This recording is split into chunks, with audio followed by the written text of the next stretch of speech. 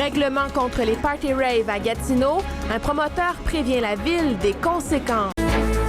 Encore des réactions sur le règlement pour encadrer les party raves à Gatineau. Un promoteur de ce type de soirée déplore la rigidité de la ville. Selon Nicolas Brazeau, le futur règlement municipal qui va restreindre les heures permises encouragera les événements clandestins. Pierre Plouffe.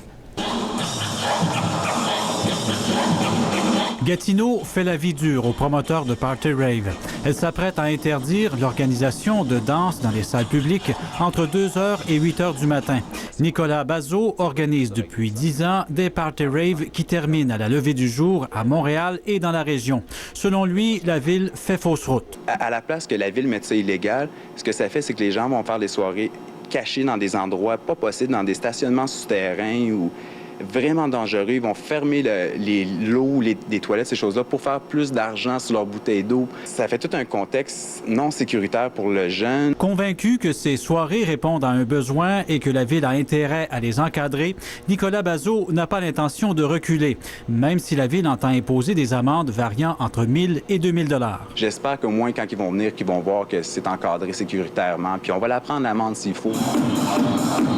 À Gatineau, un règlement municipal autorise depuis le 26 avril 2005 la tenue des party rave à 3 endroits seulement, au Palais des Congrès, au Centre Robert-Guertin et à l'Aréna Jean-Paul Sabourin. Toutefois, la confusion semble régner dans ce dossier. Ici, la direction du Palais des Congrès affirme qu'elle ignorait que des party rave pouvaient se tenir sous son toit. Elle ajoute qu'elle n'a reçu aucune demande de salle pour de tels événements. Pour sa part, Nicolas Brazeau prétend le contraire. C'est carrément faux parce que nous autres, on a fait plusieurs démarches. Même pour l'Aréna Robert-Gartin, il y a 4 personnes qui ont fait des démarches pour l'avoir. Le Palais des Congrès, la même chose.